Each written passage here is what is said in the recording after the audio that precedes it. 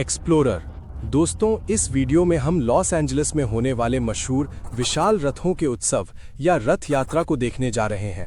इसी हरे कृष्ण समुदाय में जहां मैं पला बढ़ा हूं, वहीं से मैं आपको इस उत्सव का इतिहास दिखाऊंगा और उन लोगों से मिलवाऊंगा जिनकी वजह से ये उत्सव संभव हो पाता है। लॉस एंजलिस रथ यात्रा, हम आ रहे हैं।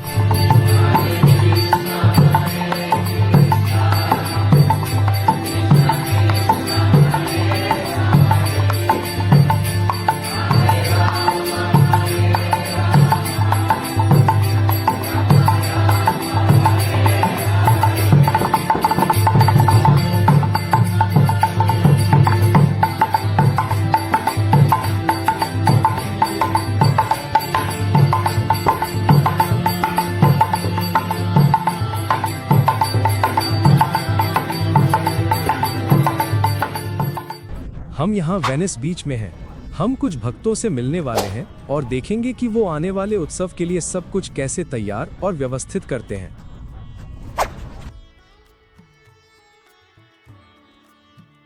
दोस्तों, आज का वीडियो सामान्य से थोड़ा लंबा है। भक्तों के साथ कुछ मजेदार पल भी हैं और उत्सव के बारे में कुछ गहरे हिस्से भी। अगर आप सीधे किसी हिस्से पर जाना चाहें तो मैंने विवरण और वीडियो टाइमलाइन में टाइम स्टैम्प जोड़ दिए हैं, लेकिन अगर सच कहूं तो पूरा वीडियो वाकई में देखने लायक है। ठीक है, मैं आपको ईश्वरी सखी देवी दासी से मिलवाता हूं। नमस्ते। ये भारतीय उत्सव पश्चिम तक कैसे पहुंचा और यहाँ लोकप्रिय कैसे बन गया? ओह, ये बहुत अच्छा सवाल है। हरे कृष्ण। आप शायद पहले से जानते होंगे कि श्रील प्रभुपाद भारत से अमेरिका 1965 में आए थे और 1967 तक उनके शिष्य सैन फ्रांसिस्को में थे, जो न्यूयॉर्क के बाद उनका दूसरा गंतव्य था। एक शिष्या मालती देवी दासी को एक छोटी मूर्ति मिली जिसके नीचे मेड इन इंडिया लिखा था। वो बहुत मुग्ध हो गई क्योंकि श्रील प्रभुपाद भारत से है और उनका कीर्तन भी भारत से ही आया है, इसलिए वो उसे श्रील प्रभुपाद को दिखाना चाहती थी। उनके पति श्याम सुंदर उन्हें श्रील प्रभुपाद के पास ले गए और पूछा, ये क्या है? जैसे ही श्रील प्रभुपाद ने इसे देखा, उन्होंने उसे नीचे रखा, दंडवत प्रणाम किया और सभी को भी ऐसा करने के लिए प्रोत्साहित किया। और इस तरह भगवान जगन्नाथ पश्चिम ने आए। श्रील प्रभुपाद ने पूछा कि क्या 2 और मूर्तियां भी थीं जो अलग दिखती थीं? मालती ने हाँ कहा और उन्होंने 2 और मूर्तियां ली, बलदेव और सुभद्रा, जो भगवान जगन्नाथ के भाई और बहन हैं, जो स्वयं कृष्ण हैं। श्रीला प्रभुपाद बहुत उत्साहित हो गए और पूछा कि क्या कोई मंदिर के लिए उन देवताओं की बड़ी मूर्तियां बना सकता है। वो कार्य श्याम सुंदर ने संभाला। फिर एक बहुत मजेदार घटना हुई। एक दिन भक्त पार्क में कीर्तन करते हुए इतने प्रेरित हुए कि वे भगवान जगन्नाथ इस काली मूर्ति को मंदिर से सैन फ्रांसिस्को के हिप्पी हिल तक ले गए। जब श्रील प्रभुपाद को पता चला तो वह बहुत खुश नहीं हुए, लेकिन उन्होंने सभी के साथ कीर्तन किया। ये बहुत आनंदमय था। जब वे लौटे तो उन्होंने कहा, भगवान जगन्नाथ साल में केवल एक बार समुद्र तट जाने के लिए ही मंदिर छोड़ते हैं। और भक्त आश्चर्यचकित होकर बोले, क्या समुद्र तट पर? श्रीला प्रभुपाद ने एक लीला समझाई जिसमें जगन्नाथ, बलदेव और सुभद्रा साल में एक बार समुद्र तट की यात्रा पर जाते हैं, सबको कृपा देने के लिए और हमें सुंदर महामंत्र का जप करके उत्सव मनाते हैं। तो श्रीला प्रभुपाद ने सिखाया कि देवताओं को समुद्र तट तक ले जाने के लिए रथ कैसे बनाया जाए। पश्चिम में पहला उत्सव सरल था। ये 9 जुलाई 1967 को हुआ। उन्होंने एक ट्रक किराए पर लिया, ऊपर एक मंच और कुछ कपड़े रखे। अब ये सुंदर दिखता है, बिल्कुल पुरी जैसा। भक्त ट्रक पर बैठकर कीर्तन कर रहे थे और देवता भी वहीं थे। उस वर्ष इतने लोग शामिल हुए कि उन्होंने एक ट्रक का उपयोग किया जो देवताओं के लिए रथ बन गया। कई लोग आनंद में नाचे और सुंदर महामंत्र का जप किया। वे समुद्र तट पर आए और 2 और घंटे तक जश्न मनाया। एक मजेदार घटना घटी। ट्रक हिल्स वाले सैन फ्रांसिस्को में एक पहाड़ी चढ़ाई पर फंस गया। जब उन्होंने श्रील प्रभुपाद को फंसे हुए ट्रक के बारे में बताया तो उन्होंने कहा कि यही तो भगवान जगन्नाथ पुरी में करते हैं। ये उनके भक्तों के साथ उनका लीलापूर्ण खेल, इसलिए भक्त उन्हें फिर से हिलाने के लिए बहुत प्रार्थना करते हैं। इसलिए पहला रथ यात्रा पूरी तरह से अधिकृत था, भले ही भक्तों को बिल्कुल पता न था कि इसे कैसे करना है। रास्ते में कई गलतियां हुई, लेकिन उन्होंने फिर भी अपना लक्ष्य हासिल कर लिया। ये आनंदमय था और कई लोगों को कृपा प्राप्त हुई। उन्होंने भजन गाए, नाचे और पूर्ण आनंद महसूस किया। ये इस सुंदर परंपरा की शुरुआत की कहानी है, जिसे हम लोग 1967 से हर साल अमेरिका में जारी रख रहे हैं। हम यहाँ उन भक्तों के साथ हैं जो तंबू और सब कुछ व्यवस्थित करने में मदद कर रहे हैं। मेरे पास उनके लिए एक सवाल है। प्रभु बताइए, क्या वो यहाँ पर आपको बहुत अच्छी तरह भुगतान करते हैं? ओह, बहुत अच्छी तरह, उत्कृष्ट। वो मुझे भुगतान करते हैं। वे मुझे आध्यात्मिक बिटकॉइन में भुगतान करते हैं। तो आप कैलिफोर्निया में कहीं भी देख ले, वे ऐसा भुगतान नहीं करते। वे आपको वैसे भुगतान नहीं करते जैसे वे यहाँ करते हैं। आध्यात्मिक बिटकॉइन, ये तो अच्छा है। और आप एतोता? वे मुझे महाप्रसाद से भुगतान करते हैं। महाप्रसाद की एक बड़ी थाली। वाह, आप इसे लॉस एंजलिस, ये पवित्र भोजन कैलिफोर्निया में कहीं और नहीं पा सकते। और वो सब आपको कैसे भुगतान करते हैं? मैं तो प्रेम और सर्वोच्च सत्ता के प्रति भक्ति के लिए करता हूँ। हाँ, गोपियों के प्रेम के लिए। खैर, वे कहते हैं कि सब कुछ ईश्वर के प्रति प्रेम से किया जाना चाहिए, है ना? तो अगर कोई प्रेम समर्पित करता है और एक अच्छा भला गोपी प्राप्त करना चाहता है तो ये भी ठीक है, इसकी अनुमति है ना? ये स्वीकार्य है। ठीक है, बहुत अच्छा, धन्यवाद। दोस्तों, मैं आपको रत्नभूषण प्रभु से मिलवाता हूँ, जो न्यू द्वारका समुदाय के सबसे प्रिय भक्तों में से एक हैं। वो रथ यात्रा की गाड़ियाँ बनाते हैं, उत्सव की व्यवस्थाएं संभालते हैं, खाना बनाते हैं, मृदंग बनाते हैं और दूसरों को सेवा में मार्गदर्शन करते हैं। वे एक सर्वगुण संपन्न समस्या समाधान करता है जो सब कुछ सुचारू रूप से चलाते हैं। ठीक है, तो अभी मैं यहाँ रत्न प्रभु के साथ हूँ। उनसे ये इंटरव्यू कराना मुश्किल है क्योंकि वो तो कभी नहीं रुकते। कृपया हमें बताइए कि आपने इस्कॉन में कब और कहां जुड़ने का निर्णय लिया और आप पहली बार रथ यात्रा की गाड़ियां बनाने और सेटअप करने में कब शामिल हुए? हरे कृष्णा। श्रीला प्रभुपाद की सारी महिमा। मैंने इस्कॉन में शामिल यहाँ लॉस एंजलिस में हुआ। रथ यात्रा शुरू करने से कुछ महीने पहले मैं यहाँ आया था। कोई भी नहीं जानता था कि हम रथ यात्रा आयोजित करने वाले हैं। कुछ महीने बाद जयानंद ने रथ यात्रा शुरू की। मेरे भाई ने ललितानाथ की गाड़ियां बनाने में मदद की। उन्होंने मुझे तस्वीरें भेजी और कहा, तुम बढ़ई हो, आओ और इन गाड़ियों को बनाने में मदद करो। मैंने कहा, ठीक है, मैं आ रहा हूं। मैं यहां आया और मंदिर में शामिल हो गया। उन्होंने कहा कि गाड़ियां बनाने के लिए उनके पास पर्याप्त लोग हैं, लेकिन रसोई में मदद की जरूरत थी। मैंने अगले लगभग 20 वर्षों तक गाड़ियों पर काम केवल एक दिन से कम किया। फिर मैंने अपनी प्रतिशोध ली, क्योंकि लगभग 30 साल बाद पुराने लकड़ी के रथ सड़ रहे थे और उन्हें रखना बहुत महंगा था। इसलिए मैंने उन्हें फिर से बनाना शुरू किया। मैंने 3 बड़ी गाड़ियां फिर से बनाई। सबसे पहले हमने हवाई के लिए एक बनाई, फिर मार्टिन लूथर किंग परेड के लिए एक, और उसके बाद हम लगातार बनाते रहे। अब रूपानंद की मदद से हमने 11 गाड़ियां बना ली हैं। रथ बनाने का सबसे चुनौतीपूर्ण हिस्सा क्या है? आपको सभी सामग्री इकट्ठा करनी होती है और एक योजना बनानी होती है। सबसे महत्वपूर्ण हिस्सा पहिए हैं। पहले तो हमने पहिए ढूंढने की कोशिश की, फिर मैंने खुद ही के पहिए बनाना शुरू किया। एक और मुश्किल हिस्सा सामने का एक्सल है, जो दिशा बदल सके। ये पुराने जंग ट्रक से आना चाहिए और इन्हें ढूंढना मुश्किल होता है। पिछली गाड़ी के लिए हमें एक पहिए को ढूंढने से पहले 6 स्क्रैप यार्ड जाना पड़ा। मैंने हाल ही में आपको सैन फ्रांसिस्को के लिए एक नई गाड़ी बनाते देखा। इन्हें बनाने में कितना समय लगता है? एक गाड़ी को बनाने का समय इस बात पर निर्भर करता है कि हम कितनी लगातार काम करते हैं। कुछ तो 3 महीने में बन गई थी। ये वाली को लगभग 6 महीने लगे, क्योंकि बीच बीच में रुकावटें आईं। हम बाहर काम करते हैं, इसलिए बारिश हमें रोक देती है। अन्य प्रोजेक्ट्स और उत्सव भी काम में बाधा डालते हैं। पहली गाड़ी जो मैंने बनाई थी वो 2003 में थी, 22 साल पहले। मैंने इसे कई सालों तक इस्तेमाल किया, लगभग 8 बार।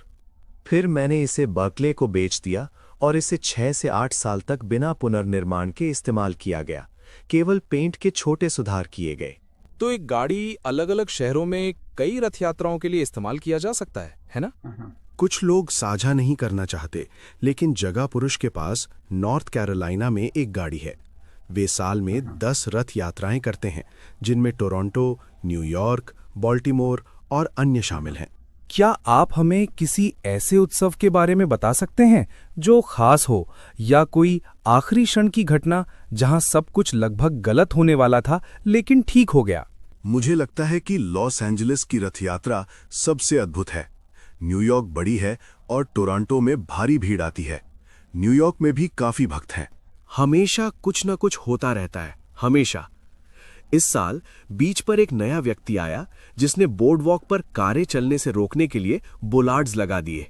मैं इसे नापने गया, सिर्फ 12 फीट चौड़ा था, लेकिन गाड़ियां 18 फीट चौड़ी हैं। उसने भगवत अकिंचन से कहा, तुम उन्हें छोटा क्यों नहीं बना देते? और उसने कहा, नहीं, वे पहले से ही बनाए जा चुके हैं। लेकिन कृष्ण ने हस्तक्षेप किया। रथ यात्रा से ठीक पहले बोलार्ड्स टूट गए, वे उन्हें वापस नहीं लगा पाए। इसलिए आखिरकार हमने बोर्ड वॉक का इस्तेमाल किया। हमारे साथ ट्रक टूटने, टायर पंचर होने और परमिट आखिरी समय में मंजूर होने जैसी घटनाएं भी हुई। दिव्या इसके बारे में आपको बता सकती हैं। हमेशा कुछ न कुछ होता रहता है। किसी तरह भगवान जगन्नाथ की कृपा से आखिरकार सब कुछ सही हो जाता है ना? हाँ, किसी ना किसी तरह। अपने सारे काम के बाद जब आप भगवान जगन्नाथ, बलराम और सुभद्रा को उनकी गाड़ियों में सड़कों पर ले जाते हुए देखते हैं तो आपको कैसा लगता है? हाँ, ये आपको बहुत ऊर्जा देता है। अंत में गाड़ियां आती देखकर बहुत उत्साह बढ़ता है। जितना अधिक आप मेहनत करते हैं उतना ही आनंद भगवान जगन्नाथ प्रदान करते हैं। रत्न प्रभु, आपने कई वर्षों तक इस प्रकार सेवा की है। किसी समय अगली पीढ़ी को ये जिम्मेदारी संभालनी होगी। क्या आपने किसी को प्रशिक्षित किया है जो इस सेवा को आगे जारी रख सके? कुछ युवा लोग आशाजनक दिखते हैं, लेकिन किसी ने पूरी तरह से जिम्मेदारी लेने का संकल्प नहीं किया है। रथ यात्रा शुरू होने से 1 या 2 महीने पहले पूरे समय काम करना पड़ता है। हम सब कुछ तैयार करते हैं, सभी उपकरण जांचते हैं और सुनिश्चित करते हैं कि सब काम कर रहा हो। बीच पर कुछ भी फेल नहीं हो सकता। वहाँ इसे ठीक करने का समय नहीं होता। मुझे उम्मीद है कि आप युवा पीढ़ी को प्रशिक्षण देना जारी रखेंगे। रथ यात्राएं चलती रहनी चाहिए। हमें और अधिक युवा लोगों की आवश्यकता है जो जिम्मेदारी लेने को तैयार हों। एक बैठक में मैंने कहा कि तंबू लगाना और ट्रक लोड करना ग्लैमरस काम नहीं है। लोग वेब पेज पर काम करना, योजनाएं बनाना या कीर्तन में शामिल होना चाहते हैं, लेकिन मुख्य मेहनती काम जैसे सब कुछ सेटअप करना बहुतों को आकर्षित नहीं करता। हमारे पास कुछ अच्छे लोग हैं जैसे कृष्ण मुरारी, कृष्ण शक्ति और कुछ युवा लोग जो आशाजनक दिखते हैं। हम सभी आपकी सेवा की बहुत सराहना करते हैं। धन्यवाद। हरे कृष्ण।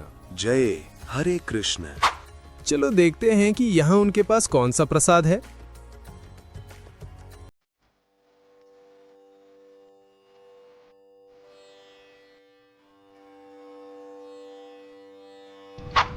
मैं यहाँ उन सभी भक्तों के साथ हूँ जो बहुत प्रेम से काम कर रहे हैं। वे उत्सव के लिए सभी तंबू व्यवस्थित कर रहे हैं और मैं यहाँ चुपके से आया हूँ भोजन के लिए, प्रसादम के लिए। किसी ने मुझे नहीं बताया कि मुझे आमंत्रित किया गया है, लेकिन किसी ने ये भी नहीं बताया कि मुझे नहीं बुलाया गया, तो मैंने खुद को आमंत्रित कर लिया। भक्त बहुत कृपालु है। चलो देखते हैं कि ये कैसा है। यह खिचड़ी दही और चटनी के साथ और थोड़ा सा रोटी। अब देख सकते हैं कि वे भक्तों का ख्याल मसाले के स्तर को बहुत अच्छे से रखते हुए कर रहे हैं। दोस्तों, खोजी साथियों, मैं आपको अपने एक अच्छे मित्र एटोता दास से मिलवाना चाहता हूँ। शायद आप उसके रूप या उसके बोलने के तरीके से समझ सकते हैं कि वो बहुत कठिन इलाकों में पला बढ़ा और कई समस्याओं में पड़ा। लेकिन अब वो हरे कृष्ण भक्त। एतोता, हमें बताइए आप कहाँ से हैं और आप कृष्ण भक्तों से कैसे मिले? मैं LA से हूँ। मुझे याद है कि जब मैं 4 साल का था तब मैंने भक्तों को देखा था। मुझे नहीं पता था कि वे किस बारे में हैं, लेकिन मुझे उनके साथ नाचना बहुत मजेदार लगा। आपने हरे कृष्ण आंदोलन में कब शामिल हुए और आपको शामिल होने के लिए क्या प्रेरित किया? 2009 में एक दिन मैं जिंदगी से नाराज था और मेरा भाई मुझसे नाराज था और उसने मुझे कहा, यह कार्ड ले लो। अपने छोटे हरे कृष्ण भक्त दोस्तों, उसके बाद मैं यहाँ मंदिर आया और उनके जीवन शैली से प्रभावित हुआ और यहीं से सब कुछ शुरू हुआ। एक भक्त बनने के लिए क्या आवश्यक है और भक्त बनने के बाद आपका जीवन कैसे बदल गया? आपको सिद्धांतों का पालन करना चाहिए, हरे कृष्ण का जप करना चाहिए, आपको अच्छे संगति भी प्राप्त करनी चाहिए। यह आपका जीवन बदल देता है क्योंकि आप उनके समान बन जाते हैं जिनके साथ आप समय बिताते हैं। अपने जीवन में आप किस बात पर सबसे ज्यादा गर्व महसूस करते हैं? दरअसल मुझे दिखाने दो।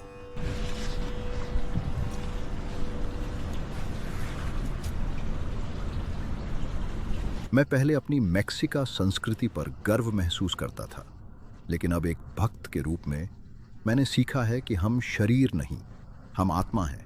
इसलिए हमें एक घास के एक पत्ते से भी अधिक विनम्र और एक पेड़ से भी अधिक सहनशील होना चाहिए। यही वह चीज़ है जिस पर मैं काम कर रहा हूँ। क्या कोई जीवन अनुभव या सलाह है जो आप हमारे दर्शकों को दे सकते हैं? बस अपने हरे कृष्ण मंदिर आ जाइए और आपको अपने जीवन का सबसे अद्भुत अनुभव मिलेगा। आमतौर पर रात 8 बजे की पूजा में लगभग 20 लोग होते हैं। आइए देखें कि उत्सव से कुछ दिन पहले यहाँ कितने लोग हैं।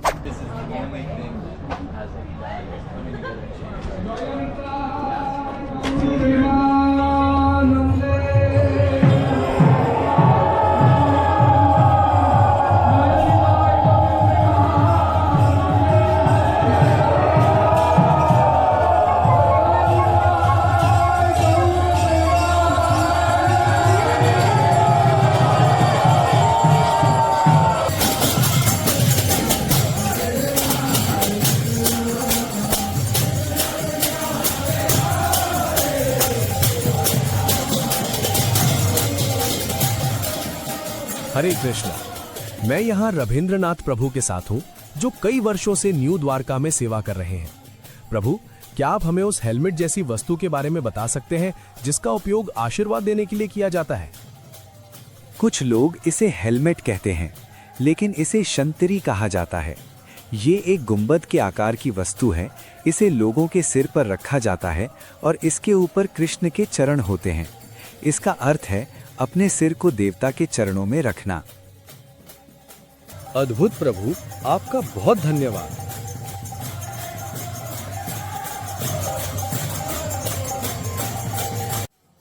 मुझे हमेशा हल्के मजाक पसंद रहे हैं, तो ये एक भक्तिमय मजाक है। वैदिक संस्कृति में भक्तों पर पुष्प वर्षा करना आशीर्वाद या सम्मान का संकेत हो सकता है, लेकिन भक्तों के बीच ये अक्सर नहीं किया जाता।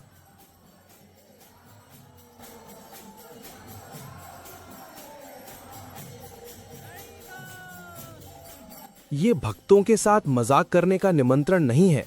यदि आप करें तो केवल ऐसे मित्रों के साथ करें जो सहज हों और इसे सम्मानजनक रखें। ये प्रसादम का समय है। एक ब्राजीलियाई मित्र ने मुझसे पूछा था कि हरे कृष्ण भक्त इतनी सरल जीवन शैली में इतने कम भौतिक साधनों के साथ भी इतने खुश क्यों दिखते हैं? उन्हें जप करते, नाचते और प्रसाद लेते देखना, खैर मुझे लगता है यही उसके प्रश्न का उत्तर है। आप क्या सोचते हैं? टिप्पणियों में बताइए। और यहां हम सुदर्शन चक्र देखते हैं, जो कृष्ण का दिव्य चक्र अस्त्र है, जिसे आप कई इस्कॉन मंदिरों के शिखर पर पाते हैं। ये भक्तों की रक्षा का प्रतीक है। मुझे लगता है कि ये रात के आकाश के सामने अद्भुत दिखता है। हरि बोल रुक्मिणी। आप किस तरह का टैटू बनवा रहे हैं सीजर जी? एक हाथ पर बलराम और फिर दूसरे हाथ पर देव। वाह बलदेव।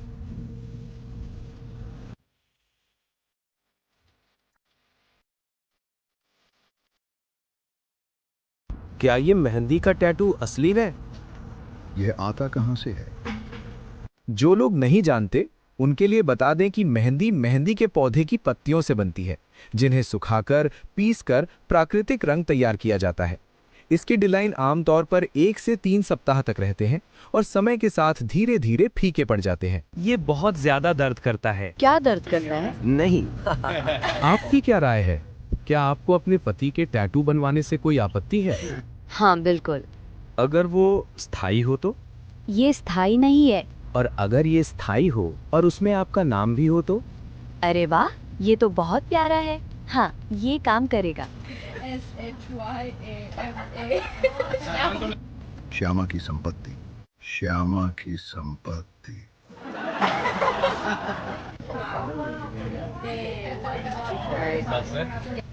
ठीक है, हमें दोनों मुट्ठियां दिखाइए। वाह बलदेव, आपको अपना नया टैटू कैसा लगा?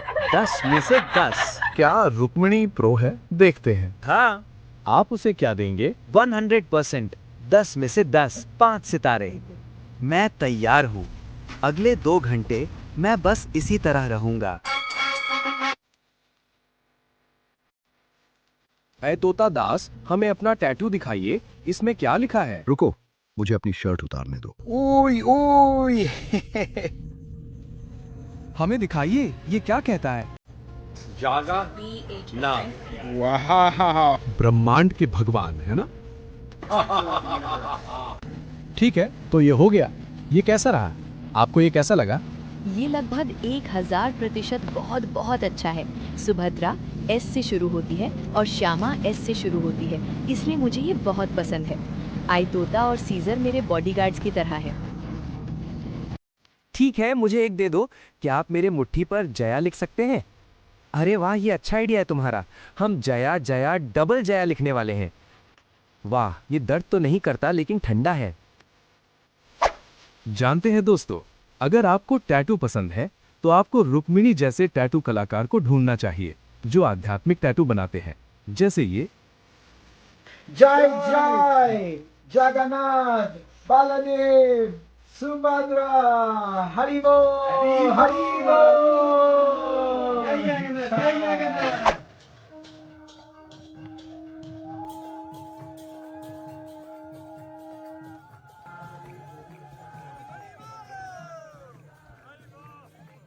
ठीक है, तो इस उत्सव में जो देवता हम देखते हैं, जगन्नाथ, बलदेव और सुभद्रा, वे काफी अलग दिखते हैं। क्या आप बता सकते हैं कि ऐसा क्यों है? हाँ, तो जगन्नाथ, बलदेव, सुभद्रा, उन्होंने वृंदावन में कृष्ण के बचपन की लीलाओं की कहानियां सुनी जो बहुत ही आनंददायक है। तो वे आनंद में डूब गए और इस आनंद के माध्यम से शरीर का आकार वास्तव में बदलने लगता है। तो भुजाएं अंदर चली गई, आंखें बड़ी हो गई और मुस्कान बड़ी हो गई। तो यही उनका आनंदमय रूप है।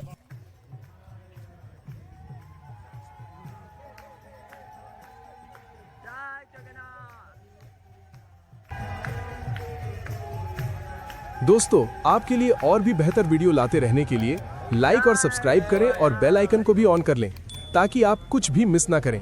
और इस वीडियो को अपने दोस्तों के साथ शेयर करें ताकि वो भी इसे देख सकें। जय बलराम।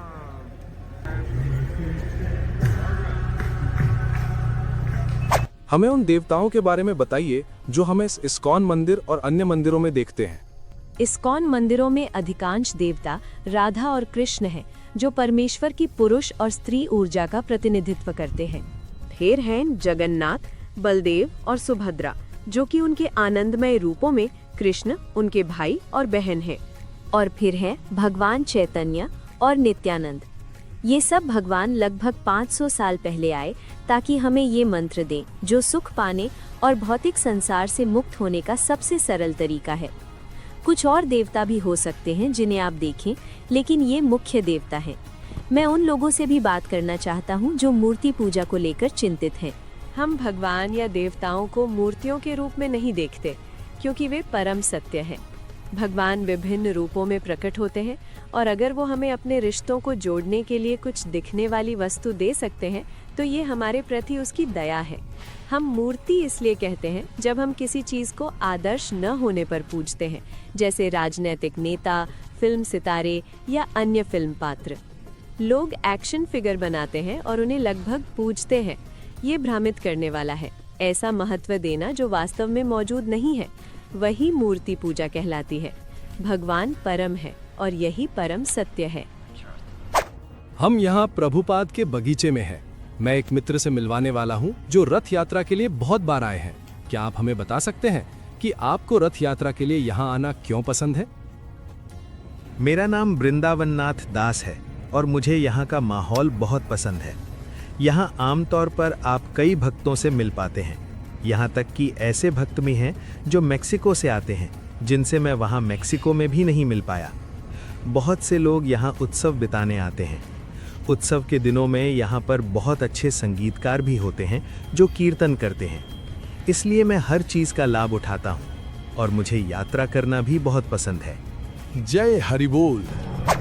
खैर, पार्किंग ढूंढना उतना मुश्किल भी नहीं था जितना मैंने सोचा था। मैंने यहाँ से लगभग 3 या 4 ब्लॉक दूर एक जगह खोज ली और हम उस जगह पहुंच गए हैं जहां से परेड शुरू होगी।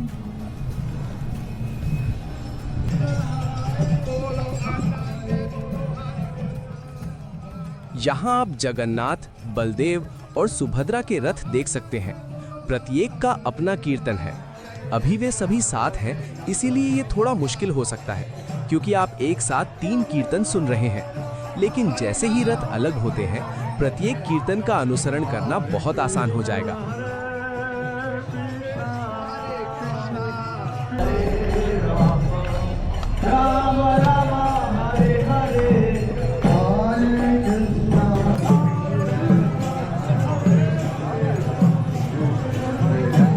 चलिए मिलते हैं मेरे मित्र से, जो यहाँ पर सुरक्षा कर रहे हैं। आपकी सेवा को समस्त महिमा, हरि बोल। और ये बाकी लोग जो सुरक्षाकारों के साथ हैं, क्या आप उन्हें जानते हैं? क्या वो सब आपके मित्र हैं? क्या वे भी आपके साथ काम करते हैं? उन्हें हायर किया गया है और कंपनी का मालिक मेरा मित्र है, इसलिए मैं उन्हें मंदिर के माध्यम से काम पर करता हूँ। मैंने पहले उनके पहले लंबे समय तक काम किया है।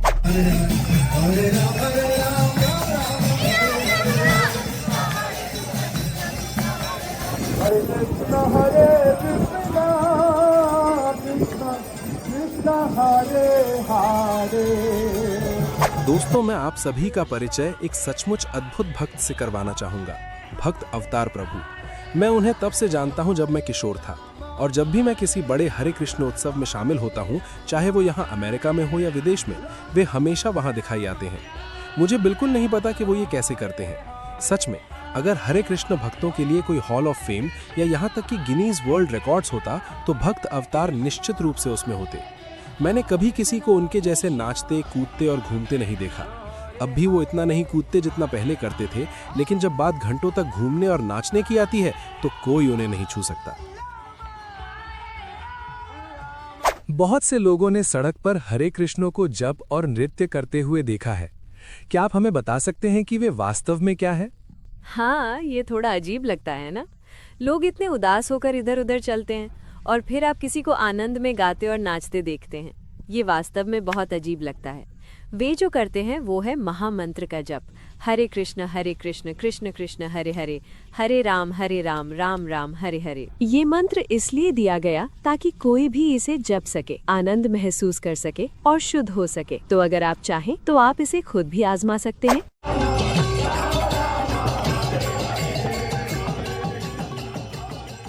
आप यहाँ नायकात्मा प्रभु को देख सकते हैं, जो लॉस एंजलिस के न्यू द्वारका मंदिर के उपाध्यक्ष हैं और कीर्तन का नेतृत्व कर रहे हैं। दोस्तों, आपके लिए और भी बेहतर वीडियो लाते रहने के लिए लाइक और सब्सक्राइब करें और बेल आइकन को भी ऑन कर लें, ताकि आप कुछ भी मिस ना करें। और इस वीडियो को अपने दोस्तों के साथ शेयर करें ताकि वो भी इसे देख सकें।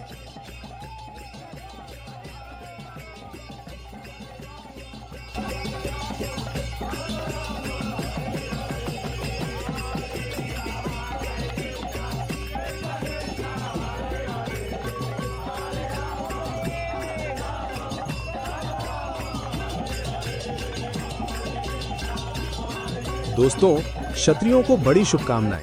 ये भक्त योद्धा हैं जो विशाल पहियों से हमें आध्यात्मिक पैनकेक बनने से रोकते हैं।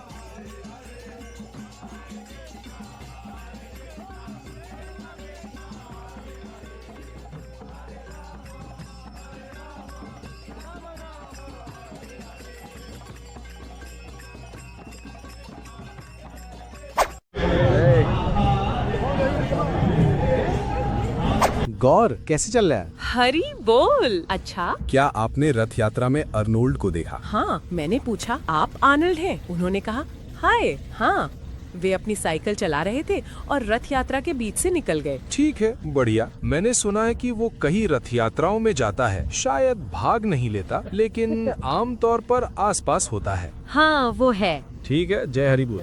मैं यहाँ मंदिर के अध्यक्ष स्ववासा प्रभु के साथ हूँ। हरे कृष्णा। क्या आप हमें बता सकते हैं कि ये उत्सव किस बारे में है? और ये वो अवसर है जब हम परम भगवान की महिमा का गुणगान करते हैं और वो अपने रथों पर निकलकर यहाँ सभी को दर्शन देते हैं। इसलिए ये उत्सव इसी कारण से बहुत महत्वपूर्ण है। कहा जाता है कि जो कोई भी इस शोभा यात्रा को देखता है और परम भगवान के दर्शन करता है, उसे वापस घर भगवान के धाम जाने का आश्वासन मिलता है। तो यहाँ हमारा उद्देश्य हर किसी को कृष्ण के पास वापस जाने का अवसर देना है। अद्भुत। इस कार्यक्रम और इस उत्सव के आयोजन के लिए आपका बहुत बहुत धन्यवाद। इस उत्सव में कई भोजन स्टॉल हैं, लेकिन ये उनमें से एक है, क्योंकि यहाँ हजारों थालियां मुफ्त में दी जाती हैं और बिना ये पूछे कि आप कौन हैं। चलिए देखते हैं। पीने के लिए क्या? खाना साधारण है लेकिन ठीक है। मुझे सबसे ज्यादा जो चीज पसंद आई वो थी ड्रिंक। ये सचमुच बहुत ताजगी देने वाली है और मुझे लगता है कि ये पीनट बटर और चॉकलेट से बनी कोई मीठी चीज है। ये भी सचमुच बहुत बढ़िया है। देखिए, ये प्रसिद्ध कीर्तन गायक रघुनाथ प्रभु हैं। अगर आप उन्हें नहीं जानते तो वे जो रोगन के पॉडकास्ट पर आ चुके हैं और रॉक बैंड शेल्टर का नेतृत्व कर चुके हैं, वे बाद में मुख्य मंच पर होंगे, लेकिन अभी उनके कीर्तन की एक झलक सुनते हैं।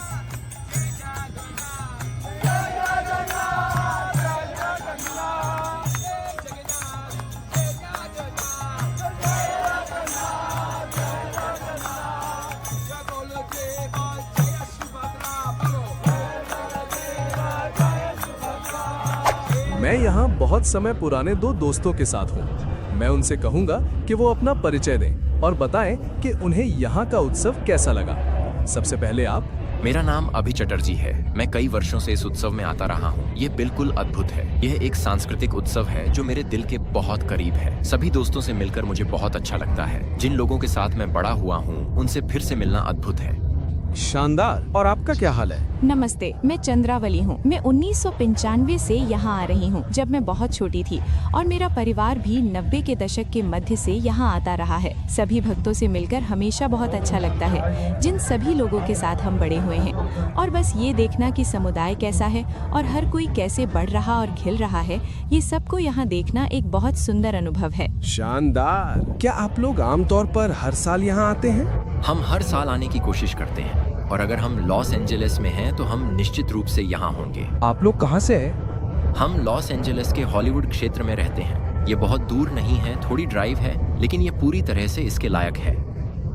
शानदार, धन्यवाद। मैं आप सबको अगले रथ यात्रा में देखने की आशा करता हूँ। धन्यवाद। हरि बोल। हरि बोल। आप यहाँ भरतनाट्यम नृत्य देख सकते हैं, जो भारत की शास्त्रीय नृत्य शैलियों में से एक है। मुझे जो सबसे रोचक लगता है वो ये है कि वे केवल हाथों के इशारों और भावों से पूरी कहानियां बताते हैं। ऐसा लगता है जैसे आप इतिहास, रंगमंच और कला को आंदोलन के माध्यम से जीवित होते देख रहे हैं।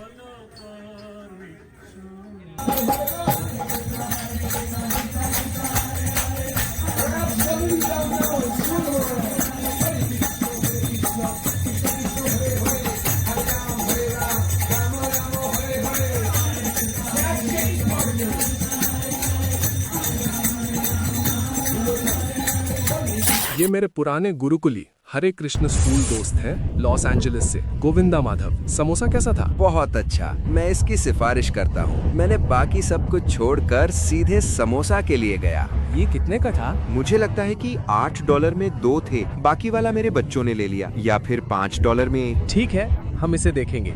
ठीक है, धन्यवाद।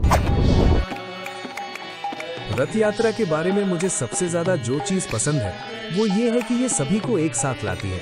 यहाँ बहुत सारे परिचित चेहरे हैं।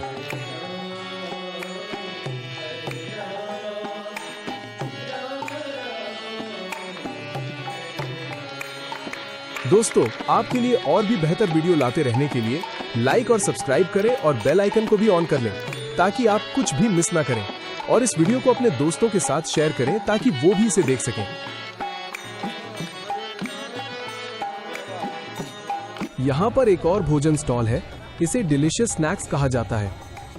यहाँ आप कीमतें देख सकते हैं। चलिए इसे चख कर देखते हैं। मैं चावल, सब्जी, फ्रेंच फ्राइज और मैक्सिकन व्हील चिप्स वाली एक प्लेट ले रहा हूँ।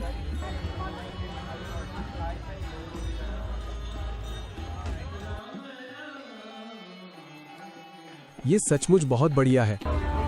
इस स्टॉल लस्सी, दही का पेय के कुछ फ्लेवर हैं। चलिए आम और स्ट्रॉबेरी वाली लस्सी चक्कर देखते हैं। दोनों ही बहुत बढ़िया हैं। लेकिन मुझे लगता है कि मैं आम वाली लस्सी ही लूंगा। धन्यवाद। जब मैंने कृष्ण कुमार का इंटरव्यू लिया तो मुझे उस समय पता नहीं था, लेकिन बाद में एक मित्र ने बताया कि वो एक लोकप्रिय यूट्यूबर थे जिन्हें केव जुम्बा के नाम से जाना जाता था। क्या आप में से किसी ने उन्हें हरे कृष्ण बनने से पहले जाना था? क्या आप अन्य प्रसिद्ध लोगों के नाम बता सकते हैं जो हरे कृष्ण बन चुके हैं? मुझे कमेंट्स में बताएं। हरे कृष्ण प्रभु, आप बहुत आनंदित दिख रहे हैं। आपका नाम क्या है? कृष्ण कुमार। क्या आप हमें बता सकते हैं कि आप कौन से मंदिर से हैं? मैंने लॉस एंजलिस से शुरू किया और अब मैं वापस लॉस एंजलिस में हूँ। ये मेरा आधार है। तो क्या ये आपका लॉस एंजलिस में पहली रथ यात्रा है? मेरी चौथी या पांचवी है। आपको ये कैसा लगा? यहाँ हर किसी के लिए कुछ न कुछ है। यदि आप बुद्धिमान हैं, तो सब कुछ आपके लिए है। आप अब कहाँ रहते हैं? मैं पिछले 1.5 साल से यात्रा कर रहा था, लेकिन अब मैं लॉस एंजलिस में हूँ। घर वापस। घर वापसी भगवान के धाम की ओर, सही है? हाँ, वही तो लक्ष्य है। इस साल उत्सव कैसा रहा? मैं भक्तों के साथ अंतरंग आध्यात्मिक संवाद कर रहा हूँ। हाँ, वही तो लक्ष्य है। इस साल उत्सव कैसा रहा? मुझे लगता है कि ये अत्यंत आनंदमय है। हरि बोल। ये चेंजिंग बॉडीज पुनर्जन्म प्रदर्शनी है जो हरे कृष्ण दर्शन की एक मुख्य शिक्षा को दिखाती है। ये आत्मा को जीवन के चरणों से गुजरते हुए दिखाती है, शैशवावस्था से वृद्धावस्था तक। आप क्या सोचते हैं? क्या आपको किसी पिछले जीवन की कोई स्मृति है? आप क्या सोचते हैं आपकी आत्मा अगली बार कहाँ जाएगी? यहाँ योग अनुभव तंबू है। लगता है वो योग सत्र का अनुभव करा रहे हैं। चलिए तो कुमी से मिलते हैं जो मंदिर के पास वेदा योग चलाती हैं। हरे कृष्ण कुमी। हरे कृष्णा। आपका स्टॉल कैसा चल रहा है? हम योग सिखाने में आनंद ले रहे हैं। सेवा के लिए शरीर की देखभाल करने हेतु कुछ आसन कर रहे हैं। लगता है यहाँ सभी आनंद ले रहे हैं, है ना? जय हरि बोल। ये रहा गिफ्ट शॉप। यहाँ पर हरे कृष्ण से जुड़ी सभी तरह की भक्ति सामग्रियाँ मिलती हैं, जैसे अगरबत्ती, जपमाला, माला, वस्त्र और अन्य स्मृति चिन्ह। इस उत्सव की याद के तौर पर कोई खास चीज चुनने के लिए ये एक बेहतरीन जगह है। यह प्रश्नोत्तर तंबू है जहां आप दर्शन के बारे में पूछ सकते हैं और किसी ज्ञानी व्यक्ति से उत्तर प्राप्त कर सकते हैं। अगर आप उत्सुक हैं तो यह एक शानदार जगह है। रथ यात्रा उत्सव का आपका सबसे पसंदीदा भाग क्या है और आप उस व्यक्ति से क्या कहेंगे जो कभी भी इसमें शामिल नहीं हुआ है? मेरा पसंदीदा भाग शोभा यात्रा है। गाते और नाचते हुए मैं इतना आनंदित हो जाता हूँ कि मुझे ऐसा लगता है जैसे ये शरीर मेरा है ही नहीं। ये थकता ही नहीं, मैं बिना रुके कूद सकता हूँ और शुद्ध आनंद का अनुभव करता हूँ। अगर आप इसे आजमाना चाहते हैं तो मैं इसकी जोरदार सिफारिश करता हूँ। कम से कम इस शोभा यात्रा के साथ आपको एक सांस्कृतिक अनुभव अवश्य मिलेगा। आपके पास खोने के लिए कुछ नहीं और पाने के लिए सब कुछ है।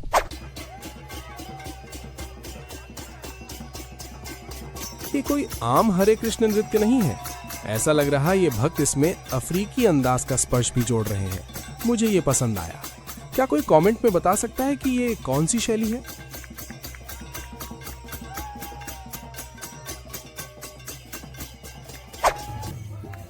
यहाँ हमारे पास भगवान जगन्नाथ, बलदेव और सुभद्रा एक साथ हैं और जल्द ही उन्हें वापस मंदिर ले जाया जाएगा।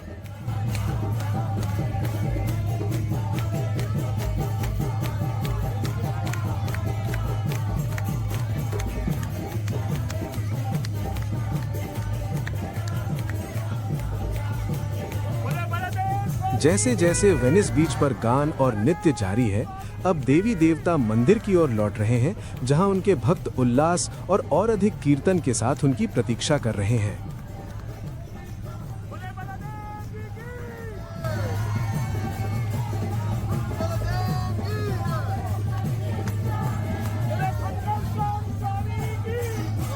रखें एक्सप्लोर दोस्तों।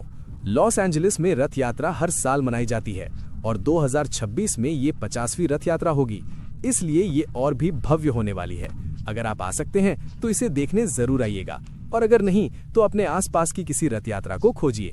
और हाँ, इस वीडियो को लाइक, सब्सक्राइब और शेयर करना ना भूलें ताकि मैं आपके लिए ऐसे ही नए नए एडवेंचर लाता रहूं। जय जगन्नाथ। चलिए खोज जारी रखें।